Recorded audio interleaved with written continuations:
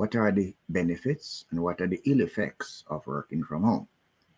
Now, when I listen to Mike Williams, who is a manufacturer recruiter, he says he feels bad for remote workers, that they are getting left behind, specifically the Gen Zs. And that is because with the rise of technology, there has never been a more socially acceptable path to taking the easy way out. Why take the site offer when I can work hybrid? Why do hybrid when someone offers fully remote?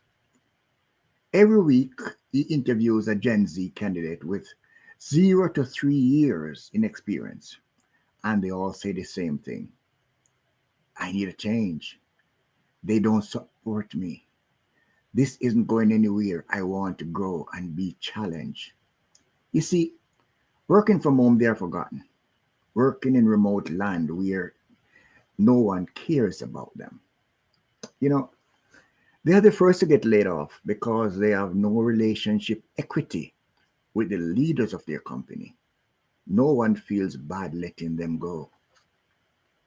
Most of them went to college during COVID, where they were sent to learn from home. So they lost out on social skills in college, and now they're losing out again on the social skills growth built in their first real job. Remote work makes sense for someone who is already an expert in their field. But for those right out of school, it is the most foolish thing that you have seen in corporate America in a very long time. Now, that's, in a sense, makes sense, again, based on the way he's looking at it.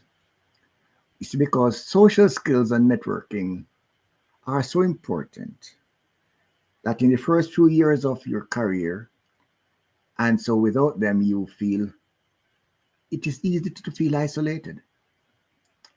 You know, there are people said they have spent many years working remotely, and they believe that merely about generational differences, but rather the quality of life and experiences gained during that time has been important, both at home and outside of it. So it is essential to engage in a variety of activities, such as social meetings, events, and remote classes to maintain a healthy balance. Now, he doesn't see the need for employees to commute to an office every day. Overworking individuals is counterproductive, but instead, a strategic approach can benefit both employees and the organization. So while he understood their perspective, it's important to remember that it's never too late to develop social skills, learning and supporting one another in key, and that is the key to fostering a positive work environment. But you have the other situation now, okay, and this now is very concerning. And when I say that, it has to do with the distractions that might come when you finally turn up at work. You know, some people believe every circumstance is unique. So they have worked for companies that had all of their employees that basically work full time remote. Everyone got so used to working full time out of the office that when occasionally they came to the office to work, they were not able to get anything done. Because why? Due to the distractions in the office. So his point is that everyone is different with how they work with a team and the environment in which they do this. And of course, you can't always say that someone who goes to a college, university, and attended lectures in person learns more than someone else who takes their courses at home and learns. So you have to believe it depends on the career in which you're referring. So obviously, some jobs can be performed remotely just as good as they can in person, while others, that's not the case. One does not say that one size really fits all. That is not really where our community is situated. Now, bear in mind, that not everyone is going to agree with what you just said, because there are people who disagree, because people has worked in both situations as Gen Zs, working remotely. They said they have not in any, they don't have any issue with feeling lost or forgotten, because they were never experiencing that before, so they can't say they lost something they never had. So as long as they have good leadership in the company, remote work is not the issue. It is leadership. Refusing to look at everyone's performance and not just who works in the office. When you put forth the effort and you're working remotely, then meetings and office events, they're more likely to form connections with their co-workers. But genuinely, work from home people work harder than they do when they're in the office, because they really don't seem to have a cutoff time. They work more hours. And I tell you this, I have friends who work from home, from work, who are working from home.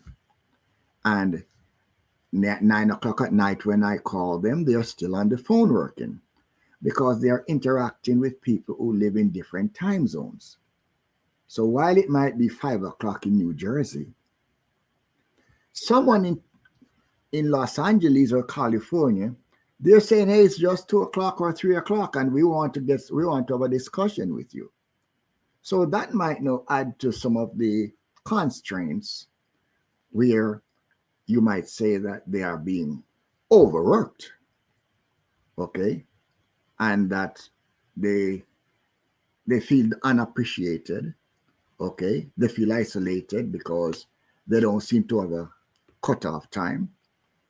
And generally, I'll say this: I'm heard it said that because the boss knows that you're working from home and you're not out someplace, you're not being distracted by anything else, you didn't call in sick or anything like that, they feel they can call you anytime during the day or even after working hours are over, because you're not caught in traffic going home from work, neither you're caught in traffic going to work, and you have so much time available that they feel it's possible that they can call you anytime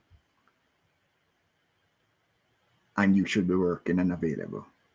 So let's put it this way: if your child wants her first job to be an a remote work, discourage it. Let them go to school and learn social skills, and let them go to the office to learn to interact and expand their office skills and their relationship building in a workplace. Because there's a difference between the relationships you build when you're in school, which is you have to call it a non-profit environment, where you are held accountable for what you do in regards to yourself. But when it comes to working for an employer, you are being held accountable for what you are expected to produce. And they're totally two different platforms. You're tuned into the SosoBone Media Network. My name is Trevor Smith, and thank you for tuning in.